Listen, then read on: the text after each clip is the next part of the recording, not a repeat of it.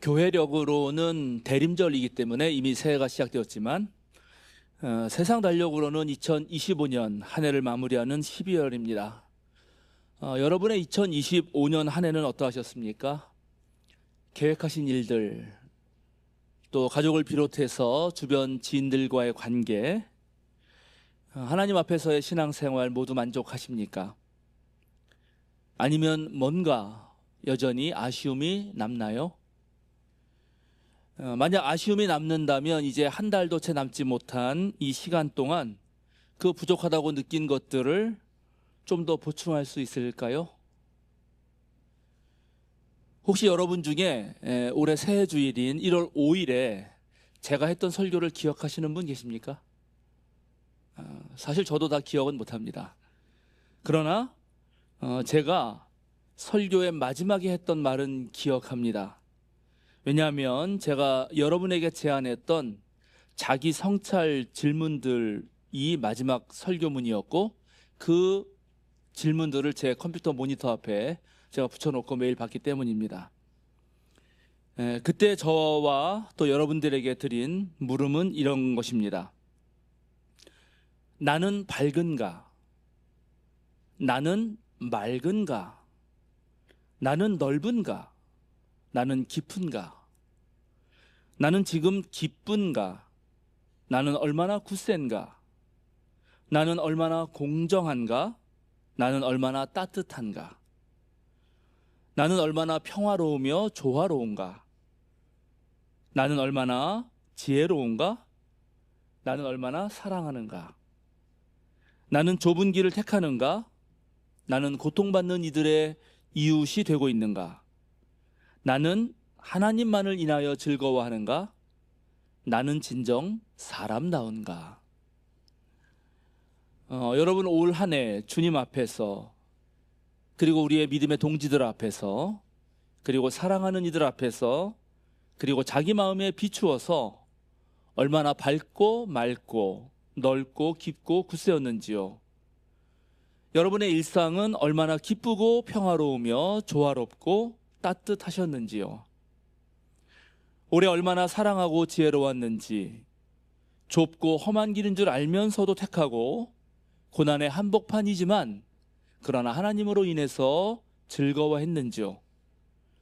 진정 사람다운 사람으로 사람답게 살면서 고통받는 이들의 이웃이 되었는지, 한 해를 마감하면서 다시 한번 우리 자신에게 던져보는 질문들입니다.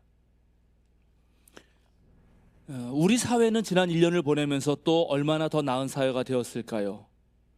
우리 역사는 한 해 동안 얼마나 더 진보했을까요? 2024년 말 교수들이 뽑은 지난해의 사자성어는 권력이나 세력을 제멋대로 부리면서 거리낌 없이 함부로 날뛴다라는 뜻의 도량발호였습니다. 법을 무시하고 자기 기득권을 지키고 누리기 위해서 전쟁마저 일으키려고 했던 무리가 마구 날뛰던 세상에서 1년이 지난 지금은 얼마나 더 나아졌을까요? 우리 시민들의 힘으로 비상계엄은 막아냈고 또 새로운 정부도 들어섰지만 지난 겨울 외쳤던 사회 대개혁은 아직도 진행 중에 있습니다.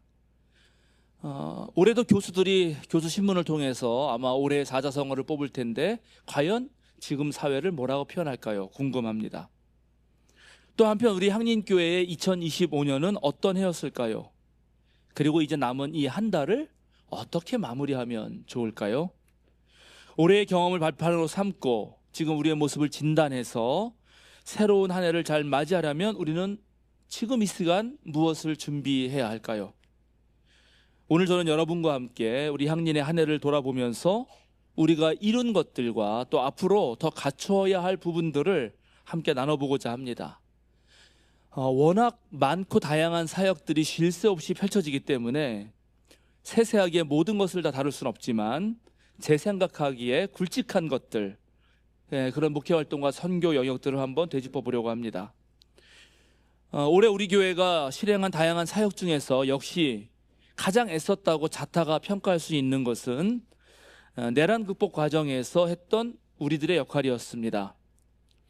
1987년 6월 항쟁을 이끈 민주헌법쟁취 국민운동본부가 우리 교회에서 발족했던 것처럼 윤석열 즉각 퇴진, 사회대개혁 비상행동이라고 하는 민주시민들의 연합조직이 우리 교회를 터로 삼아서 모든 회의를 하고 우리 민주시민들과 더불어서 빛의 혁명을 이끌었고, 우리 또한 광화문 한복판에서 시민사회와 더불어서 이 나라의 민주주의를 지키는 데 한몫했습니다.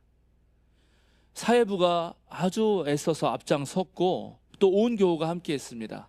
덕분에 전광훈 소년보와 같은 극우 개신교인들로 인해서 추락한 이 한국 개신교의 위상을 그나마 조금이라도 지켜냈습니다. 탄핵 커피와 민주 꽈배기 과자를 나눠주고 향린 깃발을 높이 들고 향린의 쉼터 운영으로 밤을 꼬박 세워가며 탄핵떡을 나누고 피켓 시위와 현장 예배 또 거리 기도에 참여하신 여러분 모두가 정말 수고하셨습니다. 우리가 그렇게 민주주의를 지켜냈기 때문에 지난 수요일에 새날청년회가 1년을 연기한 수요 평화 거리 기도회를 할 수 있었습니다.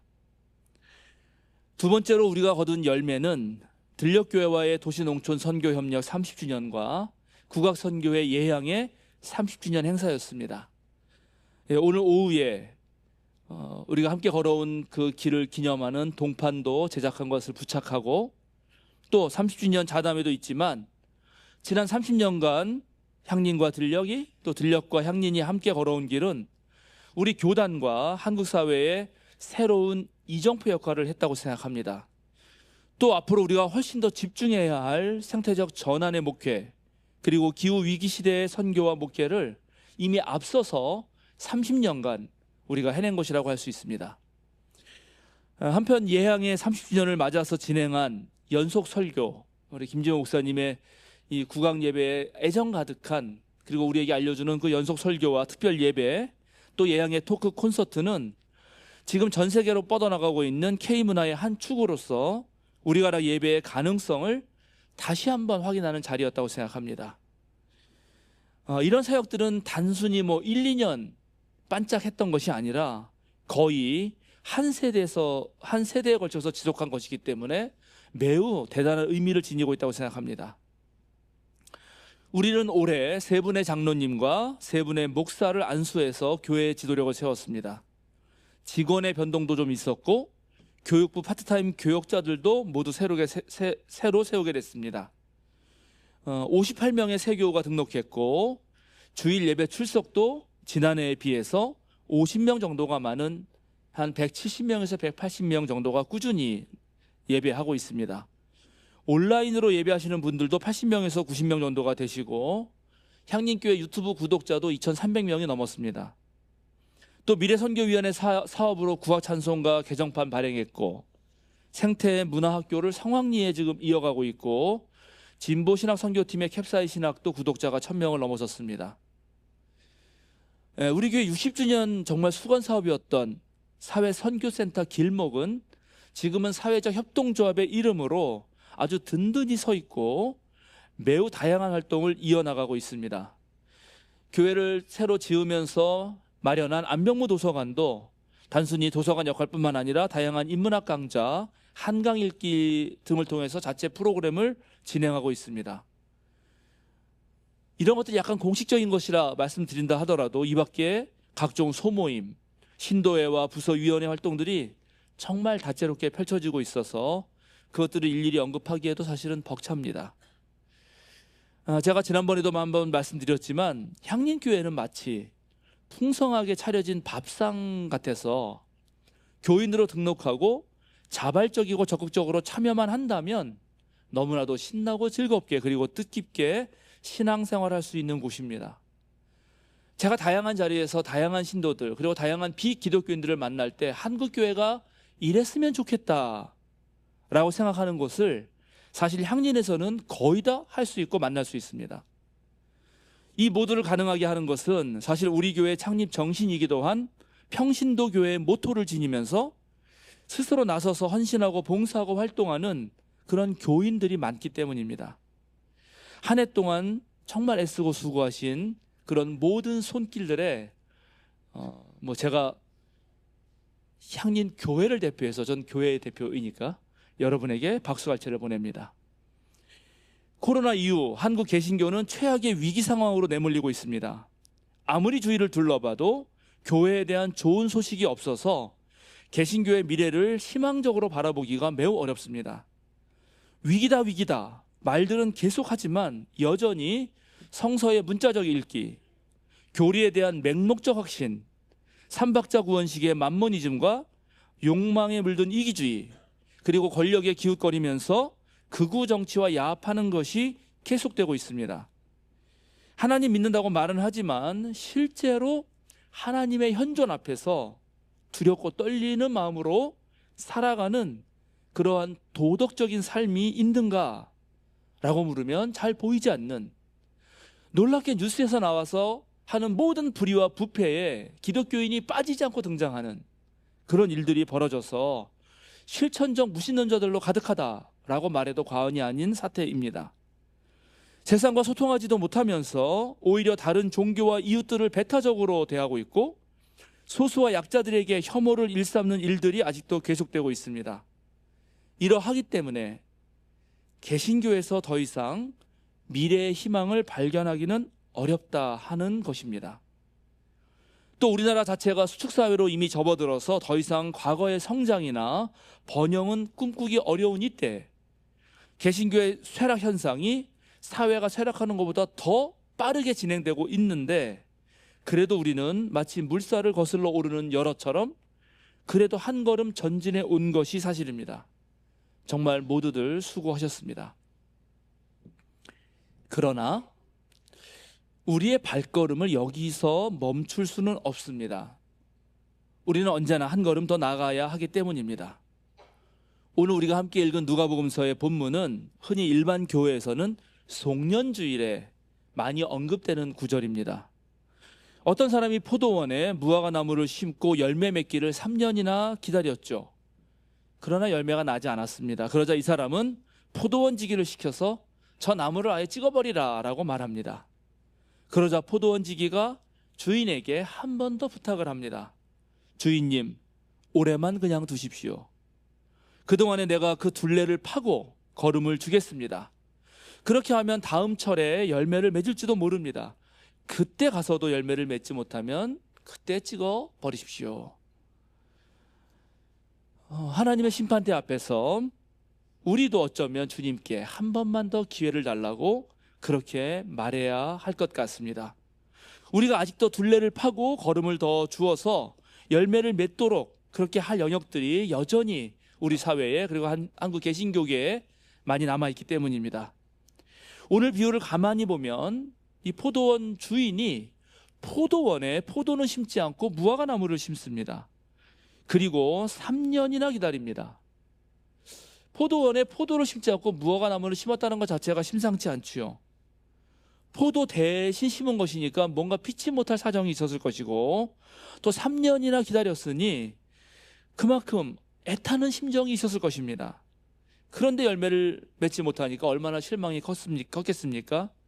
그래서 찍어버리고 아예 포기하려고 하는 것입니다.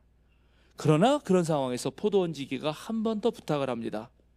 간절한 마음으로 한 번만 더 기회를 달라는 것이죠.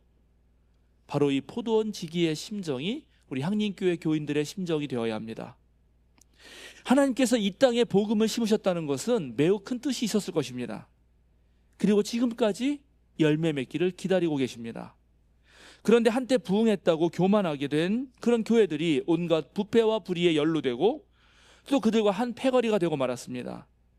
그래서 이제 찍어버리겠다고 하시는 하나님의 경고 앞에 서게 되었습니다. 그런데 그럴 때 나서는 그런 포도원 지기가 바로 우리인 것입니다. 그렇다면 우리가 파야 하는 그 둘레, 우리가 주어야 할 걸음은 무엇일까요? 첫째, 그것은 신앙인인 우리 자신의 성숙입니다. 오늘 우리가 함께 읽은 민수기의 말씀은 광야에서 벌어진 일입니다.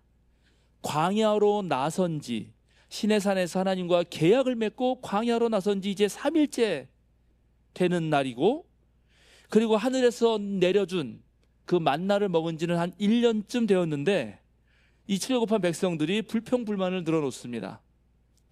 애굽의 고기가마를 그리워하면서 그때는 부추도 향신료도 곁들여서 고기를 먹었는데 그렇게 생각하면서 자유의 백성으로 거듭나는 과정을 견디지 못합니다.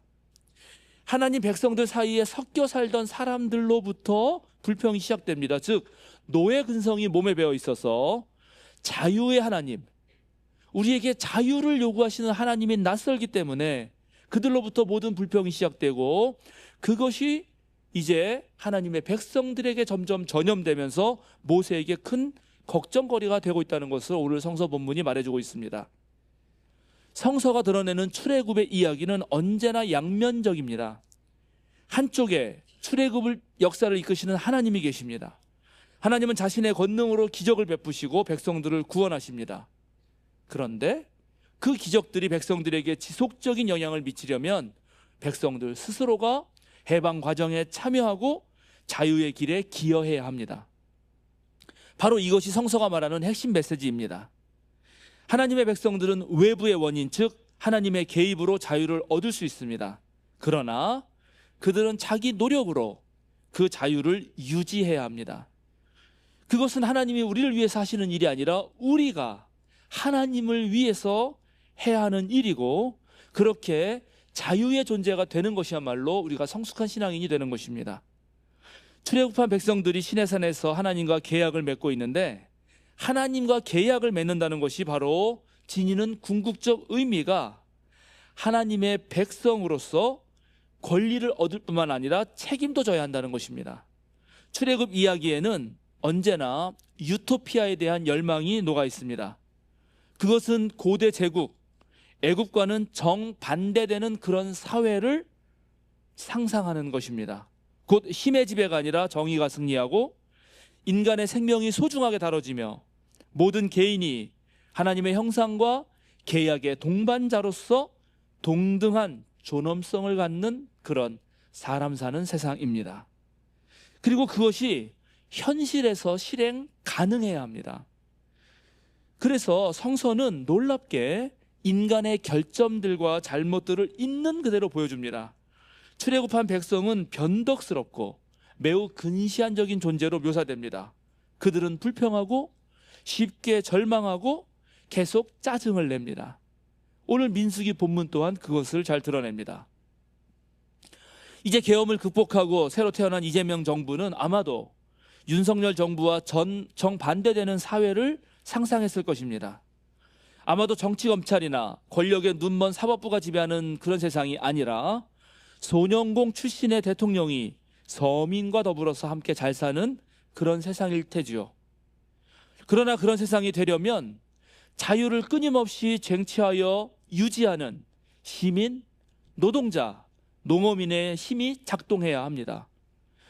광장을 일어서는 절대 안 됩니다. 작은 실패들의 실망에서 멈춰서도 안 됩니다. 지난 민주정부의 실수를 거울 삼아서 계속 전진해야 합니다. 불법과 폭력이 아니라 사랑과 정의를 지닌 그 힘을 우리가 발휘해야 하는 것입니다.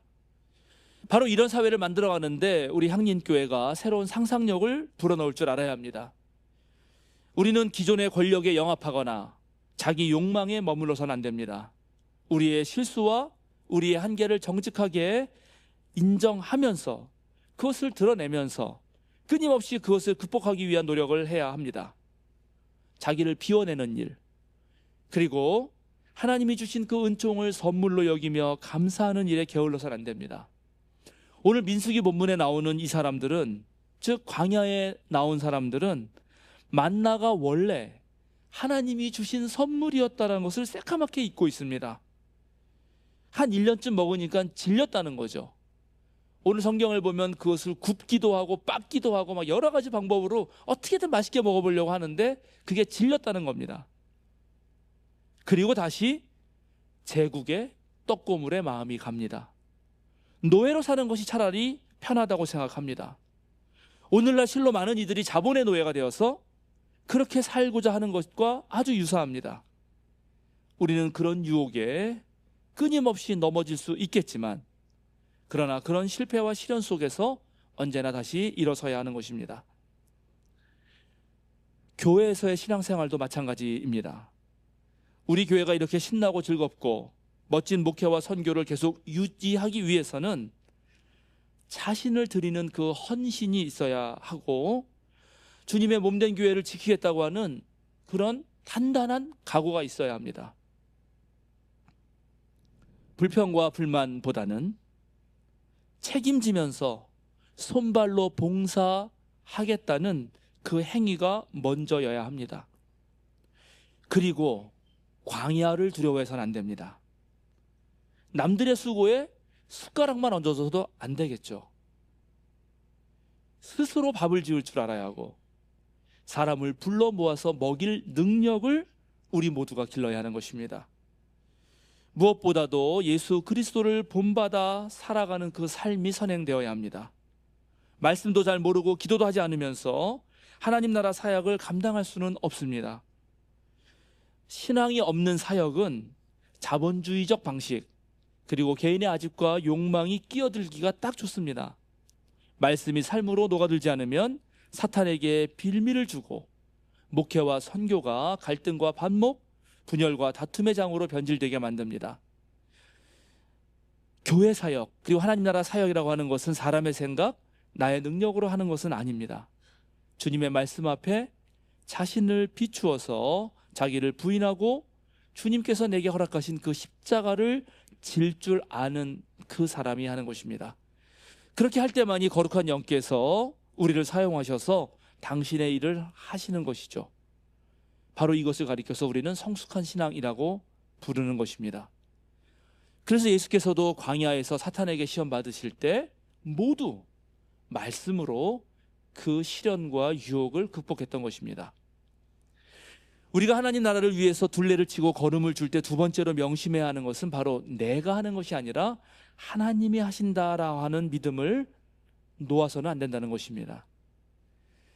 우리가 하나님 나라 일을 하다 보면 서로 마음 맞는 사람이 있고 그렇지 않은 사람이 있습니다. 지향점, 일하는 방식, 성격, 또 사역을 할 때 같이 일을 해나갈 때 오가는 대화, 같은 하나님을 믿고 꼭 같은 교회에서 헌신하지만 놀랍게 수고할 때 방식은 너무나 다를 수 있습니다. 그럴 때 우리는 그러한 차이가 서로를 보완해서, 즉 협력해서 서로를 이룬다는 생각을 아주 의도적으로 해야 합니다. 그런데 그렇게 하려면 내가 하는 게 아니라 하나님이 하신다는 생각을 해야 합니다. 사실 우리가 하는 거죠. 하나님은 손발이 없잖아요. 하나님은 영이시니까 하나님이 이런 목소리로 우리한테 말하는 게 아니지 않습니까? 우리가 손발이 있고 우리가 몸이 있으니까 우리가 합니다. 그러나 역설적으로 다 우리가 하는 거지만 놀랍게 하나님이 하셨다라고 하는 그런 신앙 고백이 필요한 것입니다. 그런데 오늘 고린도 교회는 그것에 실패했습니다. 공동체 지도자들 사이에서는 주도권 갈등이 일어났고 교인들은 바울파, 베드로파, 아볼로파, 그리스도파 등의 분파가 나뉘고 말았습니다. 어느 공동체이든지 패거리 문화가 생기는 순간 합리적 판단과 주의 깊은 경청, 숙고하는 사유를 잃게 되고 맙니다. 자, 누군가 좋은 의견을 냈다고 해보시죠. 그랬을 때 그 사람의 의견을 그게 무슨 뜻인가? 하고 잘 들어야 되는데 그러기 전에 저 교인은 누구 편이야? 아무리 괜찮은 이야기가 나와도 바울파는 아볼로포가 말했다는 이유로 반대합니다.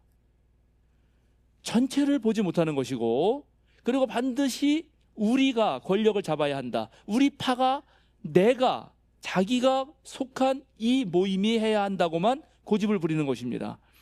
실제로는 매우 교만한 것인데 본인들은 또 잘 모릅니다. 그리고 자신들을 드러내기 위해서 다른 파에 속한 그런 이들의 같은 믿음의 형제자매들의 교인들의 도덕적 흠집과 부족하고 약한 부분들을 들춰내면서 헐뜯기 바쁩니다. 바로 이런 모양새가 변화시키는 힘으로 작용할 수 있는 갈등을 오히려 공동체를 파괴하는 방식으로 사용하고 마는 어리석은 행동의 대표적 사례입니다.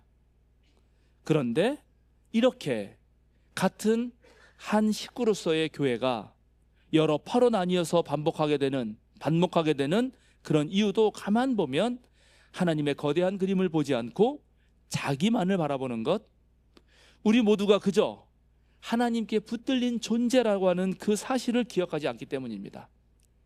함석헌 선생께서 12바구니라고 한 제목으로 글을 쓰신 적이 있습니다. 거기에 나오는 한 대목을 읽어드리겠습니다. 골리앗을 때려 넘겼기로써 조약돌을 비단에 싸서 제단에 둘 거야 없지 않은가. 위대한 것은 다윗이지 돌이 아니다. 그것쯤은 다 알면서 다윗이 또 하나님의 손이 역사의 냇가에서 되는 대로 주어든 한계 조약돌임을 왜 모르나.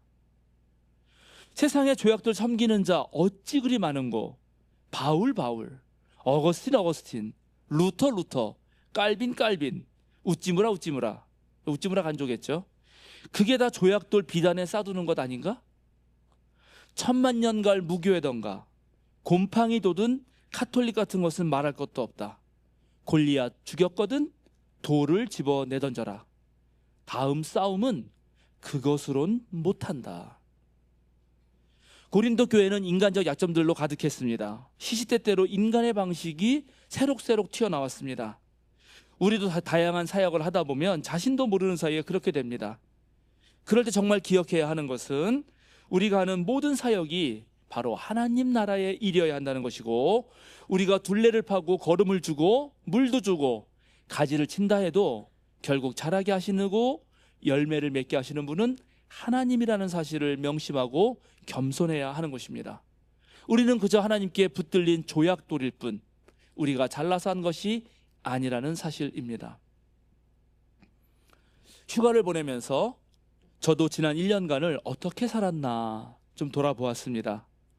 향림교회에 왔다고 해서 특별히 변한 것은 없고, 이전에 하던 대로 주님께서 맡겨주신 일이라면 최선을 다하겠다는 마음으로 가능한 시간을 쪼개서 많은 일을 했던 것 같습니다.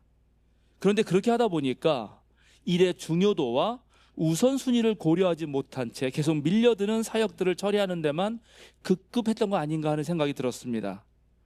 그래서 지난 한 해를 돌아보면서 다시 다짐한 것은 앞으로는 조금 더 차분히 점검해서 꼭 필요하고 급한 일부터 해야겠다라고 생각했습니다. 그래서 제가 제일 먼저 한 게 뭐냐면 카톡 모임방에서 조용히 나가기를 했습니다. 6개 방에서 나갔거든요. 근데 지금도 한 20개 남아 있습니다. 향림교회 왔더니 텔레그램이 있잖아요. 텔레그램도 도저히 나갈 수 없는 방이 7개나 있습니다. 지금.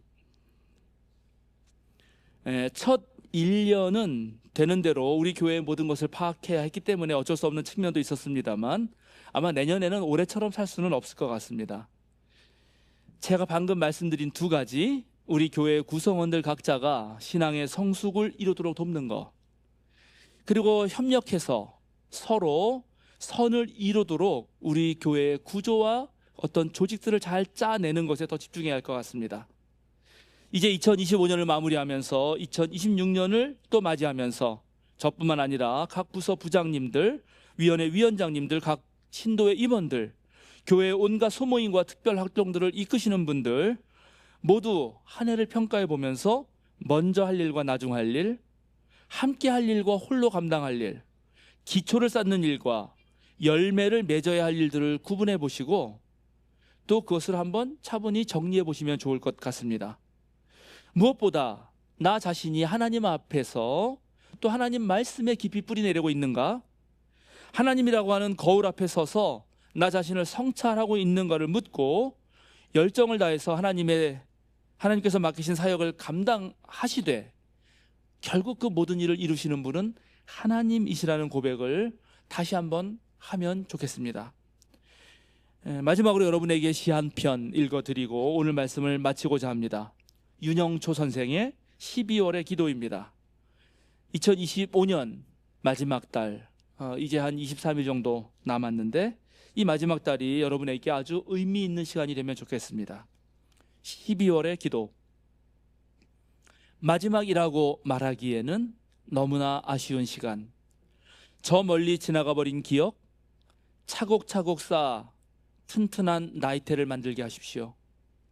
한 해를 보내며 후회가 더 많이 있을 테지만 우리는 다가올 시간이 희망으로 있기에 감사한 마음을 갖게 하십시오. 그리워하고 사랑하는 사람들에게 감사 안부를 띄우는 기도를 하게 하십시오. 욕심을 채우려 발버둥 쳤던 지나온 시간을 반성하며 잘못을 아는 시간이 너무 늦어 아픔이지만 아직 늦지 않았음을 기억하게 하십시오. 작은 것에 행복할 줄 아는 우리 가슴마다 웃음 가득하게 하시고 허황된 꿈을 접어 겸허한 우리가 되게 하십시오. 맑은 눈을 가지고 새해에 세운 계획을 헛되게 보내지 않게 하시고 우리 모두에게 다시 일어설 수 있는 힘을 주십시오. 다 함께 침묵으로 기도하겠습니다.